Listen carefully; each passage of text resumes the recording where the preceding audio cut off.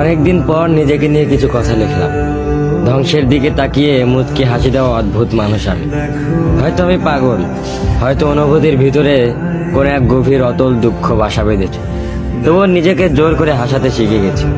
যেদিন ভেতরটা একবারে ভেঙে গিয়েছিল, সেদিনও বাইরে থেকে এক চিলতে হাসি মুখে নিয়ে সবার সামনে দাঁড়িয়েছিলাম। কষ্টগুলোকে আমি বন্ধু বানিয়েছি, একাকিত্বকে আপন করে নিয়েছি। মানুষ ভাবে আমি হয়তো সুখী, শক্ত, নির্লিপ্ত, কিন্তু তারা জানে না প্রতি রাত আমার এক একটা লড়াই। নিজেকে নিজেই বুঝিয়ে রাখি তুই ভালো আছিস, অথচ আমি জানি আমি ভালো নেই। ভেঙে যাচ্ছি প্রতিদিন একটু একটু করে, আর এই ধ্বংস হওয়াটাকে যেন ভালোবেসে ফেলেছি। আমি সেই মানুষ যে হার মানার আগে হাসে, কারণ জানি কান্না দেখিয়ে লাভ নেই। পৃথিবী শুধু শক্তদের মনে রাখে, দুর্বলদের নয়।